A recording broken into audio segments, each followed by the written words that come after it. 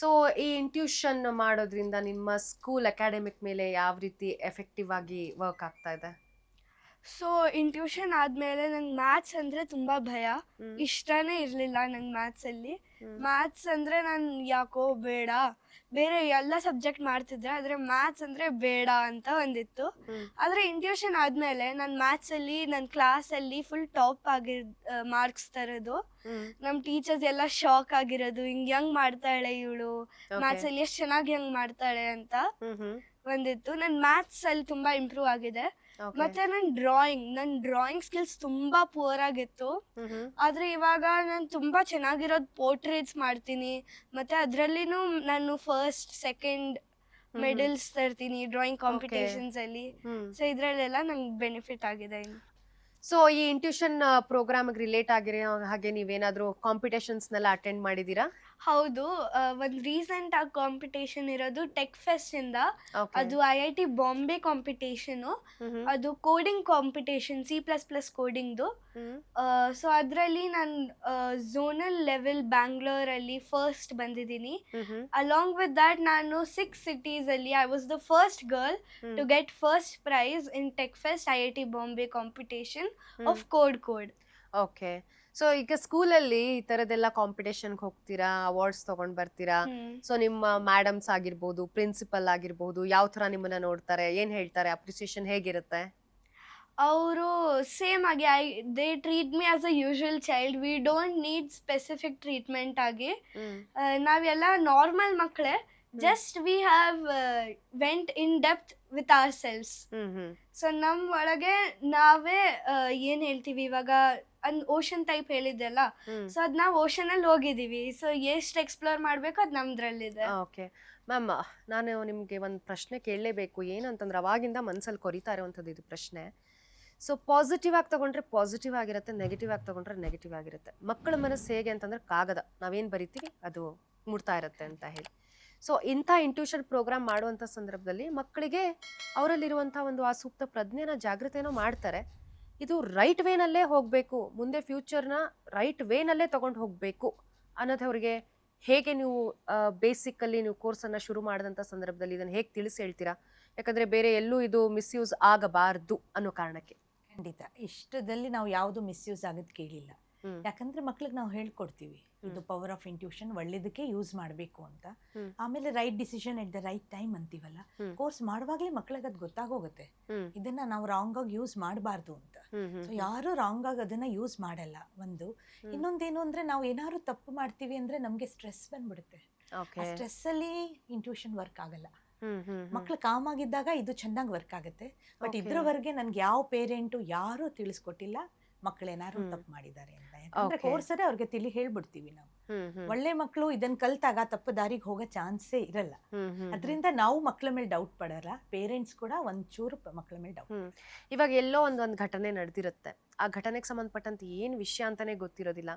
ಅಂಥ ಸಂದರ್ಭದಲ್ಲಿ ಮಕ್ಕಳನ್ನ ಬಳಸ್ಕೊಂಡು ಇಲ್ಲಿ ಏನಾಗಿದೆ ಅನ್ನೋದನ್ನ ನಿಮ್ಮ ಇಂಟ್ಯೂಷನ್ ಮುಖಾಂತರ ಹೇಳಿ ತಪ್ಪು ದಾರಿಗೆ ಎಳೆಯೋರು ತುಂಬಾ ಜನ ಇರ್ತಾರೆ. ಸೊ ಅದನ್ನ ಯಾವ ರೀತಿ ನೀವು ಇದನ್ನ ಮಾಡ್ತೀರಾ? ನಾವು ಮಕ್ಕಳಿಗೆ ಹೇಳಿರ್ತೀವಿ, ಯಾವಾಗ ಪ್ರಶ್ನೆಗಳು ಕೇಳ್ತಾರೋ ಅವಾಗ ಅವ್ರ ತಂದೆ ತಾಯಿ ಇರಬೇಕು ಅಥವಾ ಅವ್ರ ಟೀಚರ್ ಇರಬೇಕು. ಮಕ್ಳಿಗೆ ಅದನ್ನ ಹೇಳಿರ್ತೀವಿ, ಪೇರೆಂಟ್ಸ್ಗೂ ತಿಳಿಸ್ಕೊಟ್ಟಿರ್ತೀವಿ. ಯಾರು ಏನ್ ಕೇಳಿದ್ರು ಏನು ಹೇಳಂಗಿಲ್ಲ, ಪರ್ಮಿಷನ್ ಇಲ್ಲದೆ ಮಕ್ಕಳು ಮಾತಾಡಲ್ಲ, ತುಂಬಾ ಮುಗ್ಧವಾಗಿರ್ತಾರೆ. ಸೊ ನೀವ್ ಹೇಳ್ದಂಗೆ ಸೊಸೈಟಿಲಿ ಎಲ್ಲಾರು ಹಂಗಿರಲ್ಲ. ಎಕ್ಸಾಕ್ಟ್ಲಿ, ಮಕ್ಕಳು ಅದಕ್ಕೆಲ್ಲ ಉತ್ತರ ಕೊಡಲ್ಲ. ಮ್ಯಾಮ್, ಈಗ ಈ ಒಂದು ಕಲಿಬೇಕು ಅಂತಂದ್ರೆ ತುಂಬಾ ಡೆಡಿಕೇಶನ್ ಬೇಕಾಗತ್ತೆ. ಸೊ ಈಗಿನ ಒಂದು ಜೀವನ ಶೈಲಿ, ನಮ್ಮ ಫುಡ್ ಹ್ಯಾಬಿಟ್ಸ್, ಇದು ಎಲ್ಲೋ ಒಂದ್ ಕಡೆ ಇಂಪ್ಯಾಕ್ಟ್ ಆಗತ್ತಾ, ಕಲಿಯೋದಕ್ಕೆ ಅಡ್ಡಿ ಆಗುವಂಥದ್ದಾಗತ್ತಾ, ಅಥವಾ ಇದಕ್ಕೆ ಆದಂತ ಕೆಲವು ಸಿದ್ಧತೆಗಳನ್ನ ನಾವು ಮಾಡ್ಕೊಳ್ಬೇಕಾಗತ್ತಾ, ಹೇಗೆ? ಎಲ್ಲ ಇದು ನ್ಯಾಚುರಲ್. ಅವ್ಳು ಹೇಳ್ದಂಗೆ 5 ವರ್ಷದ ಮಕ್ಕಳಿಂದ ಕೊಡ್ತೀವಿ, ಆ ಮಕ್ಕಳಿಗೆ ಏನ್ ತಿಳಿಯುತ್ತೆ ಅಂದ್ರೆ ಬ್ರೈನ್ ಪವರ್ ತುಂಬಾ ಇಂಪಾರ್ಟೆಂಟ್. ಬ್ರೈನ್ ವರ್ಕ್ ಆಗಬೇಕು ಅಂದ್ರೆ ಅದಕ್ಕೆ ತಕ್ಕಂತ ಪೋಷಕಾಂಶಗಳ ಫುಡ್ ಆಗಿರ್ಬೋದು, ಅದು ನಾರ್ಮಲ್ ಆಗಿ ಏನಿರುತ್ತೋ ಅದನ್ನೇ ತಿನ್ನಕ್ ಹೇಳ್ತೀವಿ ನಾವು. ಇದೆಲ್ಲ ಏನು ಆತರ ಇರಲ್ಲ. ಅವ್ರಿಗೆ ಅದನ್ನ ಹೇಳ್ದಂಗೆ ಧ್ಯಾನ ಮಾಡ್ದಂಗೆ ಇವಾಗ 5 ವರ್ಷದ ಮಗುನ್ ಕರ್ಕೊಂಡ್ ಬರ್ತಾರೆ. ಆ ಮಗು ಒಂದ್ ಕಡೆ ಮನೇಲಿ 1 ನಿಮಿಷ ಕೂತಿರಲ್ಲ. ಪೇರೆಂಟ್ಸ್ಗೆ ಡೌಟ್ ಇರುತ್ತೆ, ಆದ್ರೆ ಮಕ್ಕಳು ಕೂಡ ಚೆನ್ನಾಗಿ ಧ್ಯಾನ ಮಾಡ್ತಾರೆ. ಸೊ ಫ್ಯಾಕಲ್ಟಿ ಓಪನ್ ಆಗುತ್ತೆ, ಬ್ರೈನ್ ಇಂಟ್ಯೂಷನ್ ಓಪನ್ ಆಗುತ್ತೆ. ಸೊ ಏನು ಪ್ರಿಪ್ರೇಷನ್ ಅಂತ ನಮ್ದು ಏನು ಇರಲ್ಲ. ಕ್ಲಾಸಲ್ಲಿ ಚೆನ್ನಾಗಿ ಪಾರ್ಟಿಸಿಪೇಟ್ ಮಾಡಿ, ಮನೇಲಿ ಪ್ರಾಕ್ಟೀಸ್ ಮಾಡಿ. Okay, thank you ma'am, thank you so much. ಇಂಥ ಸೂಪರ್ ಪವರ್ಗಳನ್ನ, ಸೂಪರ್ ಹೀರೋಗಳನ್ನ ನಮ್ಮ ಸಮಾಜಕ್ಕೆ ಕೊಡುಗೆ ಕೊಡ್ತಾ ಇದ್ದೀರಾ ನೀವು. ತುಂಬಾ ಥ್ಯಾಂಕ್ ಯು ಸೋ ಮಚ್. ನೋಡಿ, ಏನೇ ಮಾಡ್ಬೇಕಾದ್ರೂ ನಾವು ಸ್ಪೋರ್ಟ್ಸ್ ಅಲ್ಲಿ ಮುಂದೆ ಬರ್ಬೇಕಾದ್ರೂ ನಮ್ಗೆ ಇಂಟ್ಯೂಷನ್ ಬೇಕು. ಅಲ್ವಾ, ಮುಂದೆ ಹಿಂಗಾಗ್ಬೋದು. ಒಂದು ಕ್ರಿಕೆಟ್ ಆಡ್ಬೇಕಾದ್ರೆ ನೆಕ್ಸ್ಟ್ ಬಾಲ್ ಹೆಂಗಿರ್ಬೋದು, ನಾನು ಹೆಂಗ್ ಆಡ್ಬೇಕು. ಒಂದು ಬಿಸ್ನೆಸ್ ಮಾಡ್ಬೇಕಾದ್ರೆ ನಿಮ್ಗೆ ಇಂಟ್ಯೂಷನ್ ಬೇಕು. ಒಂದು ಶೇರ್ ಮಾರ್ಕೆಟ್ ಮಾಡ್ಬೇಕಾದ್ರೆ ಇಂಟ್ಯೂಷನ್ ಬೇಕು. ನೀವ್ ಏನೇ ನೋಡಿ ಲೈಫಲ್ಲಿ ಎಲ್ಲಾ ಕಡೆನೂ ನಮ್ಗೆ ಇಂಟ್ಯೂಷನ್ ಬೇಕು. ಅದೇ ನೋಡಿ ಈ ಮಕ್ಕಳಲ್ಲಿ ಇಂಟ್ಯೂಷನ್ ಇಷ್ಟು ಚೆನ್ನಾಗಿ ಬೆಳೀತಾ ಇದೆ. ಇವಾಗ ನಾವು ಆರ್ಟಿಫಿಷಿಯಲ್ ಇಂಟೆಲಿಜೆನ್ಸ್ ಅಂತೀವಿ ಅಲ್ವಾ, ನಮ್ ಗುರುಗಳು ಇದನ್ನ ಆಬ್ಸಲ್ಯೂಟ್ ಇಂಟೆಲಿಜೆನ್ಸ್ ಅಂತಾರೆ. ಯಾಕಂದ್ರೆ ಇದು ಒಳಗಿಂದ ಬರ್ತಿರೋ ಜ್ಞಾನ ಇದು ಅಲ್ವಾ. ಸೊ ಈ ಮಕ್ಕಳು ಇದನ್ನೆಲ್ಲ ಎಲ್ಲ ಒಳ್ಳೆ ದಾರಿಲಿ ಇರ್ತಾರೆ, ಸಮಾಜಕ್ಕೆ ಎಷ್ಟು ಉಪಯೋಗಿ ಆಗ್ತಾ ಇದ್ದಾರೆ ನೋಡಿ, ಪ್ರಿಡಿಕ್ಷನ್ಸ್ ಎಲ್ಲ ಹೇಳ್ತಾರೆ. ಸೊ ಇದರಿಂದ ಮುಂದೆ ಪ್ರಪಂಚ ಹೆಂಗ್ ಆಗ್ಬಹುದು ಅಂತ ನೋಡಿ ಅಲ್ವಾ, ಎಷ್ಟು ಅದ್ಭುತವಾಗಿರ್ಬೋದು. ಎಲ್ಲಾ ಮಕ್ಕಳು ಈ ಕಾರ್ಯಕ್ರಮ ಮಾಡಿ ಎಲ್ಲ ಒಳ್ಳೆ ಪ್ರಜೆಗಳಾದ್ರೆ ನಾವು ನಮ್ಮಲ್ಲಿರೋ ಟ್ಯಾಲೆಂಟ್ ನ ಬಳಸ್ಕೊಳ್ದೆ ನಾವು AI ಗೆ ಮೊರೆ ಹೋಗ್ತಾ ಇರುವಂತದ್ದು. ಸೂಪರ್ ಆಗಿ ಹೇಳಿದ್ದಾರೆ ಗುರುಜಿ ಈ ವಿಷಯಕ್ಕೆ ಸಂಬಂಧಪಟ್ಟಂಗೆ. ಮೇಡಮ್, ಈ ಇಂಟ್ಯೂಷನ್ ಇತ್ತೀಚೆಗೆ ತುಂಬಾ ಅಂದ್ರೆ ತುಂಬಾ ವೈರಲ್ ಆಗ್ತಾ ಇದೆ. ಆದ್ರೆ ಗುರುಜಿ ಇದನ್ನ ಸುಮಾರು ವರ್ಷಗಳ ಹಿಂದೆನೆ ಈ ಒಂದು ಕಲೆಗೆ ಒಂದು ಬೆಲೆಯನ್ನ ಕೊಟ್ಬಿಟ್ಟು ಅದನ್ನ ಮಕ್ಕಳಿಗೆ ಹೇಳ್ಕೊಡ್ತಾ ಇರುವಂತದ್ದು. ಸುಮಾರು ಎಷ್ಟು ವರ್ಷ ಆಗಿರ್ಬೋದು, ಎಷ್ಟು ಸ್ಟೂಡೆಂಟ್ಸ್ ಇಲ್ಲಿಂದ ಹೊರಹೊಮ್ಮಿದ್ದಾರೆ ಇಂಟ್ಯೂಷನ್ ಪ್ರೋಗ್ರಾಮ್ ಮಾಡಿ? ಅದೇ ಇಂಟ್ಯೂಷನ್ ಇವಾಗ ಈ ಪ್ರೋಗ್ರಾಮ್ ನ ಕೊಟ್ಟು ಸುಮಾರು 10 ವರ್ಷ ಆಯ್ತು. ಓಕೆ. ಆಮೇಲೆ ಸುಮಾರು 3 ಲಕ್ಷದ ಮಕ್ಕಳು ಮಾಡಿದ್ದಾರೆ. ಓಕೆ. ಆಮೇಲೆ ಬಾಕಿನೂ ನಾ ಹೇಳ್ದಂಗೆ ಉತ್ಕರ್ಷ ಯೋಗ, ಮೇಧಾ ಯೋಗ ಅಂತೆಲ್ಲ ಕಾರ್ಯಕ್ರಮಗಳಿದೆ, ಹಲವಾರು ಕಾರ್ಯಕ್ರಮ ಇದೆ. ಸುದರ್ಶನ್ ಕ್ರಿಯಾ ಹೇಳ್ಕೊಡ್ತಾ ಇದ್ವಿ, ಅದರಲ್ಲಿ ಸ್ಟ್ರೆಸ್ ಹೆಂಗ್ ನೋಡ್ಕೊಳ್ಳೋದು, ಹೆಂಗ್ ಮ್ಯಾನೇಜ್ ಮಾಡೋದು ಅಂತ ಹೇಳ್ಕೊಡ್ತೀವಿ. ಬೇರೆ ಬೇರೆ ಯೋಗಗಳು ಹೇಳ್ಕೊಡ್ತೀವಿ, ಫೋಕಸ್ ಮೆಡಿಟೇಷನ್ಸ್ ಹೇಳ್ಕೊಡ್ತೀವಿ. ಸೊ ಅದೆಲ್ಲ ಸುಮಾರು 40 ವರ್ಷದಿಂದ ನಡೀತಾ ಇದೆ ಕಾರ್ಯಕ್ರಮ. ಇಂಟ್ಯೂಷನ್ ಗುರುಗಳು ಪ್ರಪಂಚಕ್ಕೆ ಕೊಟ್ಟು 10 ವರ್ಷದ. ಬಹುಶಃ ಇದೆಲ್ಲೋ ನಮ್ಮ ವೇದ ಪುರಾಣಗಳ ಕಾಲದಿಂದಲೂ ಈ ಋಷಿಮನಿಗಳು ಮಾಡ್ಕೊಂಡು ಬಂದಿರುವಂತ ವಿದ್ಯೆ ಇದು ಅಲ್ವಾ. ಅದನ್ನ ಎಲ್ಲೋ ಮತ್ತೆ ಜನರು ಮರ್ತು ಹೋಗಿರೋದನ್ನ ಮತ್ತೆ ತಿರ್ಗಾ ಅದನ್ನ ಬೆಳೆಸ್ತಾ ಇರುವಂತದ್ದು ಒಂದು ಕಲೆ ಇದು. ಅದ್ಭುತವಾದ ಪ್ರೊಸೆಸ್ ಇದು, ಗುರುಗಳದು ಪ್ರಪಂಚದಕ್ಕೆ ಒಂದು ತುಂಬಾ ಒಳ್ಳೆ ಕೊಡುಗೆ ಇದು. Thank you so much ma'am. ತುಂಬಾ ವಿಷಯಗಳನ್ನ ತಿಳಿಸ್ಕೊಟ್ರಿ. ಸಾಕಷ್ಟು ಪೇರೆಂಟ್ಸಿಗೆ ಒಂದು ಕ್ಯೂರಿಯಾಸಿಟಿ ಇರುತ್ತೆ, ನಮ್ಮ ಮಗುಗೂ ಕೂಡ ಇಂಟ್ಯೂಷನ್ ಅನ್ನೋದನ್ನ ಕಲಿಸ್ಬೇಕು, ಹೇಗೆ ವರ್ಕ್ ಆಗತ್ತೆ, ಅದನ್ನ ಹೇಗೆ ಬಳಸ್ಕೋಬೇಕು, ನನ್ನ ಮಗುಗೂ ಈ ಒಂದು ಸಾಮರ್ಥ್ಯ ಇದೆ ಅಂತ ನನಗೆ ಹೇಗೆ ಗೊತ್ತಾಗತ್ತೆ ಅನ್ನೋದು ಸಾಕಷ್ಟು ಪೇರೆಂಟ್ಸಿಗೆ ಇರುತ್ತೆ. ಸೊ ಅದ್ರ ಕುರಿತಾಗಿ ಸಾಕಷ್ಟು ಮಾಹಿತಿ ತಿಳಿಸ್ಕೊಟ್ಟಿದ್ದೀರಾ, ಧನ್ಯವಾದ ತಮಗೆ. ಸೊ ಇವಾಗ ಮತ್ತೊಂದು ಸ್ಟೂಡೆಂಟ್ ನಮ್ಮ ಜೊತೆ ಜಾಯಿನ್ ಆಗ್ತಾ ಇದ್ದಾರೆ. ಸಾನ್ವಿ ತರಾನೇ ಎಕ್ಸ್ಪೀರಿಯನ್ಸ್ ಅಲ್ಲಿ ಅವರು ಫಸ್ಟ್ ಬ್ಯಾಚ್ ಅಲ್ಲಿ ಒಂದು ಕೋರ್ಸ್ ಮುಗಿಸಿರುವಂಥವ್ರು. ಅವ್ರ ಜೊತೆ ನಾವು ಮತ್ತೆ ಕಾರ್ಯಕ್ರಮದಲ್ಲಿ ಮಾತಾಡ್ತಾ ಹೋಗೋಣ. ಸೊ ನಮ್ಮ ಜೊತೆಗೆ ಇನ್ನೊಬ್ರು ವಿದ್ಯಾರ್ಥಿ ಇದ್ದಾರೆ, ಶಾರದಾ ಅಂತ ಹೇಳಿ. ಹಾಯ್ ಶಾರದಾ, ಹೇಗಿದ್ದೀರಾ? ಆರಾಮ್, ನೀವು? So I am also good ಮಾ. ಸೊ ನೀವು ಈ ಒಂದು ಇಂಟ್ಯೂಷನ್ ಪ್ರೋಗ್ರಾಮ್ ಅನ್ನ ಮಾಡಿರುವಂಥವ್ರು, ಎಷ್ಟು ವರ್ಷದಿಂದ ಮಾಡ್ತಾ ಇದ್ದೀರಾ? ನಾನು ಈ ಕೋರ್ಸ್ ಫಸ್ಟ್ ಬ್ಯಾಚಲ್ಲಿ ಮಾಡಿದ್ದು, ಸೊ 10 ವರ್ಷದಿಂದ ಪ್ರಾಕ್ಟೀಸ್ ಮಾಡ್ತಿದ್ದೀನಿ. ಓಕೆ. ಸೊ ಏನೆಲ್ಲ ಪ್ರಾಕ್ಟೀಸ್ ಮಾಡಿದ್ದೀರಾ ಇದುವರೆಗೂ, ಏನೆಲ್ಲ ಮಾಡ್ತೀರಾ ನೀವು? ಈಗ ಇದೆ ಬ್ಲೈಂಡ್ ಫೋಲ್ಡ್ ಆಕ್ಟಿವಿಟೀಸ್ ಎಲ್ಲ ಮಾಡ್ಬೋದು, ಮತ್ತೆ ಪ್ರಿಡಿಕ್ಷನ್ಸ್ ಅಂತ ಏನು ಹೇಳ್ತಾರೆ, ಮುಂದೆ ಏನಾಗತ್ತೆ, ಮತ್ತೆ ಏನಾದರೂ ವಸ್ತು ಕಳೆದೋಗಿದ್ರೆ, ವ್ಯಾಲ್ಯೂಬಲ್ ಐಟಮ್ಸ್ ಏನಾದರೂ ಕಳೆದೋಗಿದ್ರೆ, ಅಥವಾ ಯಾರಾದರೂ ವ್ಯಕ್ತಿಗಳು ಕಳೆದೋಗಿದ್ರೆ, ಅವ್ರು ಎಲ್ಲೇ ಇರಲಿ, ಜಗತ್ತಲ್ಲಿ ಎಲ್ಲೇ ಇರಲಿ, ನಾನು ಇಲ್ಲೇ ಕೂತ್ಕೊಂಡು ಅವ್ರು ಎಲ್ಲಿದ್ದಾರೆ, ಹೇಗೆ ಟ್ರ್ಯಾಕ್ ಮಾಡೋದು ಅವ್ರನ್ನ, ಅದನ್ನೆಲ್ಲ ಎಲಾಬ್ರೇಟ್ ಆಗಿ ಹೇಳ್ಬೋದು. ಮತ್ತೆ ಲ್ಯಾಂಗ್ವೇಜ್ ಡೌನ್ಲೋಡ್ ಕೂಡ ಮಾಡಿದ್ದೀನಿ. ಓಕೆ.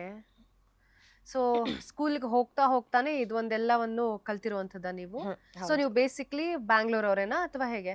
ನಾನು ನೇಟಿವ್ ಶಿವಮೊಗ್ಗ, ಬಟ್ ಇರೋದಿಲ್ಲ ಬ್ಯಾಂಗ್ಳೂರಲ್ಲಿ. ಓಕೆ. ಇದನ್ನ ಶುರು ಮಾಡಿದಂಥ ಸಂದರ್ಭದಲ್ಲಿ, ಅಂದರೆ ಈ ಒಂದು ಕೋರ್ಸನ್ನು ಶುರು ಮಾಡಿದಂಥ ಸಂದರ್ಭದಲ್ಲಿ ಹೇಗಿತ್ತು ಮನಸ್ಥಿತಿ ಅಂತಂದರೆ, ಪೇರೆಂಟ್ಸ್ ಹೇಳಿದ್ರು ಅಂತ ಮಾಡಬೇಕು ಅಂತನಾ, ಅಥವಾ ನಿಮಗೆ ಓನ್ ಇಂಟ್ರೆಸ್ಟ್ ಆಗ್ಬಿಟ್ಟು ಮಾಡಿರುವಂಥದ್ದ? ಯಾವ ಏಜಲ್ಲಿದ್ದಾಗ ಶುರು ಮಾಡಿದ್ರಿ? ನಾನು 6 ವರ್ಷ ಇದ್ದಾಗ ಈ ಕೋರ್ಸ್ ಮಾಡಿದ್ದು. ಅವಾಗ ಚಿಕ್ಕ ಮಗು ಇದ್ದೆ. ಸೊ ನಮ್ಮ ತಂದೆ ತಾಯಿ ಕೂಡ ಆರ್ಟ್ ಆಫ್ ಲಿವಿಂಗ್ ಅಸೋಸಿಯೇಷನ್ ಇಂದ ಕನೆಕ್ಟೆಡ್ ಇದ್ದಾರೆ. ಅವರು ದಿನ ಸಾಧನೆ ಮಾಡ್ತಾರೆ, ಮೆಡಿಟೇಷನ್ ಕ್ರಿಯಾ ಎಲ್ಲ ಮಾಡ್ತಾರೆ. ಸೊ ನಾನು ಚಿಕ್ಕವಳಿರುವಾಗಿಂದನೂ ಇದನ್ನೆಲ್ಲ ನೋಡ್ಕೊಂಡೇ ಬೆಳೆದಿದ್ದು. ಸೊ ನಂಗೆ ಅದ್ರ ವ್ಯಾಲ್ಯೂ ಗೊತ್ತಿದೆ. ಮತ್ತೆ ಗುರುದೇವ್ ಇಂಟ್ರೊಡ್ಯೂಸ್ ಮಾಡಿದಾಗ ಏನೋ ಒಂದು ಸ್ಪೆಷಲ್ ಇದ್ದೇ ಇರುತ್ತೆ ಅಂತ ಗೊತ್ತಿತ್ತು. ಸೊ ನಂಗೆ ಕ್ಯೂರಿಯಾಸಿಟಿ ಇತ್ತು. ಆಮೇಲೆ ಫಸ್ಟ್ ಡೇ ಕೋರ್ಸ್ ಮಾಡಿದಾಗ ಬ್ಲೈಂಡ್ ಫೋಲ್ಡ್ ಆಕ್ಟಿವಿಟೀಸ್ ಎಲ್ಲ ಮಾಡಿ ನಂಗೆ ಇನ್ನೂ ಸರ್ಪ್ರೈಸ್ ಆಗೋತು. ಏನೆಲ್ಲ ಮಾಡ್ತಿದ್ದೀನಿ ನಾನು, ಇದರಿಂದ ಇನ್ನೇನೇನು ಮಾಡ್ಬೋದು ನಾನು. ಸೊ ಅಲ್ಲಿಂದ ರೆಗ್ಯುಲರ್ ಪ್ರಾಕ್ಟೀಸ್ ಮಾಡ್ತಾ ಬಂದಿದ್ದೀನಿ. ಹೇಗಿತ್ತು ರೆಸ್ಪಾನ್ಸು ಫಸ್ಟ್ ಟೈಮ್ ನಿಮ್ಮ ಫ್ರೆಂಡ್ಸ್ ಮುಂದೆ ಅಥವಾ ನಿಮ್ಮ ಫ್ಯಾಮಿಲಿಯವ್ರ ಮುಂದೆ ಕಲಿತಂತಹ ಸಂದರ್ಭದಲ್ಲಿ? ಒಂದೇನೋ ಒಂದು ಮಾಡ್ತೀರಾ, ಡೆಮೋನೋ ವಾಟ್ ಎವರ್ ಇಟ್ ಈಸ್, ಏನಂತ ಹೇಳ್ತೀರಾ ನೀವು, ಅದನ್ನು ಮಾಡಿದ ತೋರಿಸಿದಂಥ ಸಂದರ್ಭದಲ್ಲಿ ಹೇಗೆ ರಿಯಾಕ್ಷನ್ ಇತ್ತು? ನನ್ನ ಅಮ್ಮನ ರಿಯಾಕ್ಷನ್ ಇನ್ನೂ ನೆನಪಿದೆ. ಅಂದರೆ ಈ ತರ ಎಲ್ಲ ಯಾವತ್ತೂ ನೋಡಿರ್ಲಿಲ್ವಲ್ಲ. ಸ್ವಂತ ಮಗಳು ಈ ರೀತಿ ಎಲ್ಲ ಮಾಡ್ತಿದಾರೆ ಅಂತ ಅವ್ರದೆಲ್ಲ ಫುಲ್ ಗೂಸ್ ಬಂಬ್ಸ್ ಬಂದ್ಬಿಟ್ಟಿತ್ತು ಅಮ್ಮಂಗೆ.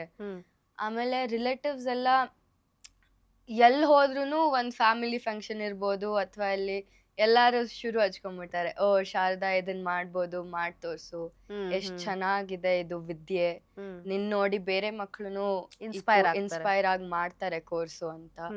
ಮತ್ತೆ ಅದೇ ಹೇಳಿದ್ನಲ್ಲ, ಏನಾದ್ರೂ ಪ್ರಿಡಿಕ್ಷನ್ಸ್ ಇದ್ದಾಗ ಎಲ್ಲದು ರಿಲೇಟಿವ್ಸ್, ಅಪ್ಪ ಅಮ್ಮನ ಫ್ರೆಂಡ್ಸ್ ಎಲ್ಲ ಕೇಳ್ತಾರೆ. ತುಂಬಾ ಜನಕ್ಕೆ ಹೆಲ್ಪ್ ಕೂಡ ಆಗಿದೆ. ಓಕೆ, ಈ ಇಂಟ್ಯೂಷನ್ ಬೇಸ್ಡ್ ಮೇಲೆ ನೀವು ಯಾರಿಗಾದ್ರೂ ಹೆಲ್ಪ್ ಮಾಡಿರುವಂಥದ್ದು, ಫ್ಯಾಮಿಲಿ, ರಿಲೇಟಿವ್ಸ್ ಅಥವಾ ಹೊರಗಡೆ ಸಮಾಜದ ಮೇಲೆ ಏನಾದ್ರೂ ಒಂದು ನಡೀತಾ ಇರುವಂತ ಸಂದರ್ಭದಲ್ಲಿ ಗಮನಕ್ಕೆ ಬಂದು ಮಾಡಿರುವಂಥದ್ದು ಏನಾದ್ರೂ ಇದೆಯಾ? ತುಂಬಾ ಇದೆ. ಓವರ್ 10,000 ಮೇಲ್ ಕೇಸಸ್ ಇದೆ. ಓಕೆ, ಬಟ್ ಒಂದೇನಾದ್ರೂ ಶೇರ್ ಮಾಡ್ಬೇಕಂದ್ರೆ, ನಮ್ಮ ಅಮ್ಮನ ಫ್ರೆಂಡ್ ಒಬ್ರು ಕಾಶ್ಮೀರದವರು. ನಾನ್ ಫಸ್ಟ್ ಆಫ್ ಆಲ್ ಕಾಶ್ಮೀರ್ ಯಾವತ್ತೂ ಹೋಗಿಲ್ಲ. ಅವ್ರು ಕಾಲ್ ಮಾಡಿದ್ರು, ಅಲ್ಲಿ ಅವ್ರ ಫ್ಯಾಮಿಲಿ ಮೆಂಬರ್ ಒಬ್ರು ಏಜ್ಡ್ ಪರ್ಸನ್ ಕಳ್ದ್ ಹೋಗ್ಬಿಟ್ಟಿದ್ದಾರೆ. ಅಂದ್ರೆ ಅವ್ರು ವಾಕ್ ಹೋಗಿದ್ರು ಬೆಳಗ್ಗೆ, ಮತ್ ಸಂಜೆ ರಾತ್ರಿ ಆದ್ರೂ ವಾಪಸ್ ಮನೆಗ್ ಬಂದಿರ್ಲಿಲ್ಲ. ಸೊ ಆಬ್ವಿಯಸ್ಲಿ ಅವ್ರಿಗೆ ತುಂಬಾ ಭಯ ಆಗುತ್ತೆ, ಯಾಕಂದ್ರೆ ಏಜ್ಡ್ ಪರ್ಸನ್ ಬೇರೆ, ಏನಾದ್ರೂ ಆಗ್ಬಿಟ್ರೆ ಅಂತ ತುಂಬಾ ಕನ್ಸರ್ನ್ಡ್ ಆಗಿದ್ರು. ಕಾಲ್ ಮಾಡಿದ್ರು ನನ್ಗೆ. ನಾನು ಇಲ್ಲೇ ಬ್ಯಾಂಗ್ಳೂರಲ್ಲಿ ಕುತ್ಕೊಂಡು ಕಾಶ್ಮೀರದ್ದು ಮ್ಯಾಪ್ ಹಾಕಿ ಕೊಟ್ಟೆ ಅವ್ರಿಗೆ. ಈ ಜಾಗದಿಂದ ಹಿಂಗ್ ಹೋಗಿ ಇಲ್ಲಿ ಹೋಗಿ ಅವ್ರು ಅಲ್ಲಿ ಸಿಗ್ತಾರೆ ಈ ಟೈಮ್ಗೆ ಅಂತ ಹೇಳ್ದೆ. ಅವರು ನಾನು ಹೇಳ್ದಾಗೆಲ್ಲ ಫಾಲೋ ಮಾಡ್ಕೊಂಡು ಆ ಮ್ಯಾಪ್ ರೆಫರೆನ್ಸ್ ತಗೊಂಡು ಫಾಲೋ ಮಾಡ್ಕೊಂಡು ಹೋದ್ರು. ಆ ಟೈಮ್ಗೆ ಆ ವ್ಯಕ್ತಿ ಅಲ್ಲಿ ಸಿಕ್ಕಿದ್ರು. ಮತ್ತೆ ಇನ್ನೊಂದೇನಾದ್ರೂ ಹೇಳ್ಬೇಕಂದ್ರೆ, ರೀಸೆಂಟ್ ಆಗಿ ಅಮ್ಮನ ಫ್ರೆಂಡ್ ಡಾಕ್ಟರ್ ಒಬ್ರು, ಅವ್ರ ಮನೇಲೊಂದು ದೊಡ್ಡ ಮದ್ವೆ ಫಂಕ್ಷನ್ ಇತ್ತು. ಆಗ lakhs worth of diamond and gold jewellery ಎಲ್ಲ ಯಾರೋ ಕದ್ಕೊಂಡು ಹೋಗ್ಬಿಟ್ಟಿದ್ರು. It was worth a lot of money. ಅವ್ರಿಗೆ ತುಂಬಾ ಗಾಬರಿ ಆಗ್ಬಿಡ್ತು, ಯಾಕಂದ್ರೆ ಅಷ್ಟೊಂದು ವ್ಯಾಲ್ಯೂಯಬಲ್ ಜ್ಯುವೆಲ್ರೀಸ್. ಸೊ ಅವ್ರು ನಂಗೆ ಕಾಲ್ ಮಾಡಿದ್ರು. ನಾನು ಈ ರೋಡಿಗೆ ಅವ್ರು ಯಾವ ಕದ್ಕೊಂಡು ಹೋಗಿದಾರೋ ಅವರು ಈ ಸ್ಟೇಟ್ ಕಡೆ ಹೊರಟಿದ್ದಾರೆ, ಈ ರೋಡ್ ವಯಾ ಹೋಗ್ತಿದ್ದಾರೆ, ಅವ್ರನ್ನ ನೀವ್ ಈ ಟೈಮಿಗೆ ಟ್ರ್ಯಾಕ್ ಮಾಡಿ ಅಲ್ಲಿ ನಿಮಗ್ ಸಿಗ್ತಾರೆ. ಅವ್ರ ಜೊತೆ ಎಲ್ಲಾ ಐಟಮ್ ಸಿಗುತ್ತೆ ನಿಮ್ಗೆ ಅಂತ ಹೇಳ್ದೆ. ಸೊ ಅವ್ರಿಗೆ ಹೇಳ್ದೆ, ಪೊಲೀಸಿಗೆ ಹೇಳಿ ನೀವು, ಅವ್ರು ಟ್ರ್ಯಾಕ್ ಮಾಡಿದ್ರೆ, ಈ ಟೈಮಿಗೆ ಟ್ರ್ಯಾಕ್ ಮಾಡಿದ್ರೆ ಅವ್ರು ಅಲ್ಲಿ ಬರೋಷ್ಟೊತ್ತಿಗೆ ಹಿಡಿಬೋದು ನೀವು ಅವ್ರನ್ನ ಅಂತ. ಸೊ ಅವ್ರ ಪೊಲೀಸಿಗೆ ಹೇಳ್ದಾಗ, ನಾವ್ ನಮ್ ಕೆಲ್ಸ ಮಾಡೋದ್ ಗೊತ್ತಿದೆ, ಚಿಕ್ಕ ಮಕ್ಳು ಒಪ್ಕೊಳ್ಳೋದಿಲ್ಲ, ಹೌದು, ಚಿಕ್ಕ ಮಗುವಿಂದ ನಾವೇನ್ ಕೇಳೋದು ಅಂದ್ರು. ಬಟ್ ಇವ್ರು ತುಂಬಾ ಇನ್ಸಿಸ್ಟ್ ಮಾಡಿ ಅವ್ರಿಗೆ ಹೇಳಿದ್ರು. ಆಮೇಲೆ ಪೊಲೀಸ್ ಅವರು ಹಾಗೆ ಅವ್ರನ್ನ ಟ್ರ್ಯಾಕ್ ಮಾಡಿದ್ರು. ಅದೇ ಟೈಮಿಗೆ ಆ ಕಳ್ರು ಯಾರಿದ್ರೋ ಅವ್ರು ಎಲ್ಲ ಸಿಕ್ಕಿದ್ರು. ಅವ್ರ ಏನೇನ್ ಕದ್ಕೊಂಡ್ ಹೋಗಿದ್ ಜ್ಯುವೆಲ್ರಿ ಎಲ್ಲಾ ವಾಪಸ್ ಸಿಕ್ತು. ಸೊ ಅವ್ರ ಪೊಲೀಸ್ ಅವ್ರಿಗೂ ತುಂಬಾ ಆಶ್ಚರ್ಯ ಆಗೋಯ್ತು, ಇದ್ ಹೇಗ್ ಪಾಸಿಬಲ್ ಅಂತ. ಸೊ ಈ ತರ ಪೊಲೀಸ್ ಅವ್ರ ಏನಾದ್ರು ನಿಮ್ಮ ಹತ್ರ ಹೆಲ್ಪ್ ಕೇಳಿದಾರ, ಬನ್ನಿ ನಮ್ಗೆ ಈ ತರ ಒಬ್ರನ್ನ ಹುಡುಕ್ಬೇಕು ಅಥವಾ ಇಲ್ಲಿ ಕಳ್ತನ ಆಗಿದೆ ಕಂಡಿಡೀರಿ ಅಂತ ಹೇಳ್ಬಿಟ್ಟು? ತುಂಬಾ ಕೇಸಸ್ ಬಂದಿದೆ, ಹೆಲ್ಪ್ ಕೂಡ ಮಾಡಿದ್ದೀವಿ. Okay, nice, very nice. So ಯಾವ್ದಾದ್ರು ಒಂದು ಡೆಮೋ ಮಾಡೋಣವಾ ಇವಾಗ? ಸೊ ಏನ್ ಮಾಡ್ಬೋದು ಅಂತಂದ್ರೆ, ನಾನು ಏನಾದ್ರು ಒಂದು, ಸೊ ಲ್ಯಾಂಗ್ವೇಜ್ ಎಲ್ಲ ನೀವು ಬೇರೆ ಎಲ್ಲ ಲ್ಯಾಂಗ್ವೇಜ್ ಬರುತ್ತಾ ಹೇಗೆ? ನನಗ್ ಬರೋದ್ 3-4 ಲ್ಯಾಂಗ್ವೇಜ್ ಅಷ್ಟೇ. ಓಕೆ, ಸೊ ನಾನು ಯಾವ್ದಾದ್ರು ಲ್ಯಾಂಗ್ವೇಜ್ ಅಲ್ಲಿ ಏನಾದ್ರು ಆರ್ಟಿಕಲ್ ಬರೆದ್ರೆ ಅದನ್ನ ನೀವು ಹೇಳಬಹುದು ಅಥವಾ ಬರಿಬಹುದು, ಆ ತರದ್ ಏನಾದ್ರು ಮಾಡ್ಬೋದಾ? ನೀವ್ ಯಾವ ಲ್ಯಾಂಗ್ವೇಜ್ ಅಲ್ಲಿ ಬೇಕಾದ್ರೂ ಬರಿಬಹುದು. ನಾನು ಬ್ಲೈಂಡ್ ಫೋಲ್ಡ್ ಹಾಕೊಂಡು ಅದನ್ನೇ ಕಾಪಿ ಬ್ಲೈಂಡ್ ಫೋಲ್ಡ್ ಹಾಕಿ ಮಾಡ್ತೀರಾ? ಓಕೆ, ಸರಿ, ಒಂದು ಟ್ರೈ ಮಾಡೋಣ ಹಾಗಾದ್ರೆ. ಶೋರ್. ಓಕೆ, ಸೊ ನಾನು ಆಲ್ರೆಡಿ ಒಂದು 2-3 ಲೈನ್ ಬರ್ಕೊಂಡು ಬಂದಿದ್ದೆ ಬೇರೆ ಲ್ಯಾಂಗ್ವೇಜಲ್ಲಿ. ಸೊ ನೋಡೋಣ ಹೆಂಗೆ ಗೆಸ್ ಮಾಡ್ತಾರೆ ಅಂತ. ಸೊ ನನ್ನ ಹತ್ರ ಒಂದು ಆರ್ಟಿಕಲ್ ಒಂದು 4-5 ಲೈನ್ ಇದೆ. ಸೊ ಅದನ್ನು ನೀವು ಪೇಪರಲ್ಲಿ ಬರೆದು ತೋರಿಸ್ತೀರಲ್ಲ? ಹಾಂ, ಈಗ ಖಾಲಿ ಪೇಪರ್ ಏನೂ ಇಲ್ಲ ಇಲ್ಲಿ ಇದರಲ್ಲಿ.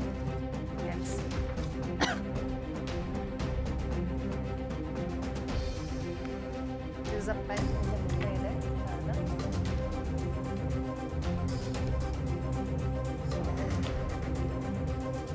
ಇದರಲ್ಲಿ ಲಾಸ್ಟ್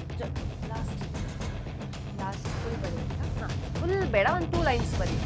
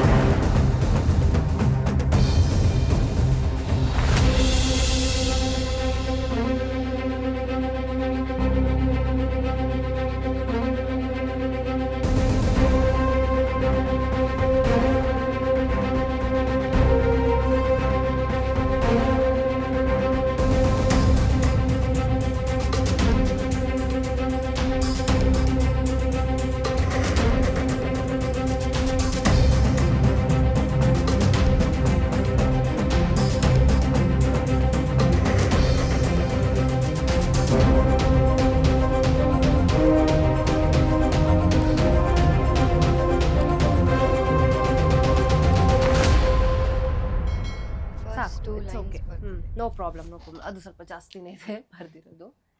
ಸೊ ನಾನು ಇದರಲ್ಲಿ ಓಪನ್ ಮಾಡ್ಬೋದು. ಓಕೆ, ನೀವು ಯಾವತ್ತಾದ್ರೂ ಈ ಲ್ಯಾಂಗ್ವೇಜ್ ಬರ್ದಿದ್ರಾ? ಇಲ್ಲ, ಯಾವ ಲ್ಯಾಂಗ್ವೇಜ್ ಬರ್ದಿದ್ದೀನಿ ಅಂತ ಗೊತ್ತಾಯ್ತಾ? ತೆಲುಗು ಅನ್ಸುತ್ತೆ. ಎಕ್ಸಾಕ್ಟ್ಲಿ. ನಂಗೆ ಮಾತಾಡೋಕ್ ಕೂಡ ಬರೋ ಮಾತಾಡೋದಕ್ಕೂ ಬರಲ್ಲ, ಬರೆಯೋದಕ್ಕಂತೂ ಇಲ್ಲ. ಸೊ ಏನ್ ಬರ್ದಿದ್ದೀರಾ ಅಂತ ಓದ್ಬೋದಾ, ಗೊತ್ತಾಗತ್ತಾ, ಅಥವಾ ಅಕ್ಷರಗಳಷ್ಟೇ? ಅಕ್ಷರಗಳಷ್ಟೇ. ఓకే, సుమన్ టీవీ తెలుగు ఇప్పుడు ఆంధ్రప్రదేశ్లో number 1 digital channel. Correct.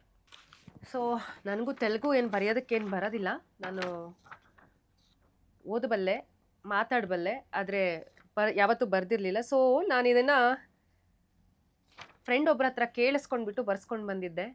Telugu Suman TV ఇప్పుడు #1 ಡಿಜಿಟಲ್ ಚಾನಲ್ ಇನ್ ಆಂಧ್ರ ಅಂತ ಹೇಳಿಬಿಟ್ಟು. So as it is exact ಆಗಿ ಅವ್ರು ಬರ್ತಿದ್ದಾರೆ ಇಲ್ಲಿ. So very nice. ಈ ಬೇರೆ ಏನಾದರೂ ಆರ್ಟಿಕಲ್ ಕೊಟ್ಟರೆ ಕಣ್ಣಿಗೆ ಬಟ್ಟೆ ಕಟ್ಕೊಂಡು ಓದ್ಬೋದಾ? ಖಂಡಿತ. You can. ನಂಗೆ ಗೊತ್ತಿರೋ ಲ್ಯಾಂಗ್ವೇಜಸ್ ಅಲ್ಲಿದ್ರೆ ಓದ್ಬೋದು. Yes yes. ಯಾವುದು? English, Hindi? English, Kannada. English and Kannada ಅಲ್ವಾ? ಸರಿ, ಆಯಿತು. ಸೊ ಇದು ತಗೊಳ್ಳಿ ಫೋನ್. ಓಕೆ, ಫಸ್ಟ್ ಇಂದನಾ? ಹಾಂ, ಹೈಲೈಟ್ ಪಾಯಿಂಟ್ ಇದೆಯಲ್ಲ ಅಲ್ಲಿ. Okay. A horticulturist in Kerala accidentally discovered a self-climbing rose that needs almost no care. The demand is soaring. This lazy gardener's dream plant survives on neglect and only needs water once a week, making it perfect for busy Indians who want a beautiful garden without the work. August 10, 2025 by Priya Sharma, Health and Home Special Correspondent. ಇಲ್ಲಿ ರೋಸಸ್ದು ಒಂದು picture ಇದೆ. ಹೌದು. ಅಲ್ಲಿ ಕೆಂಪು, white, pink, red roses ಇದೆ, ಮತ್ತೆ ಅದ್ರ ಹಿಂದೆ ಹಸಿರಿದೆ, ಗ್ರೀನ್ ಲೀವ್ಸ್ ಇದೆ. Okay, super super Sharada.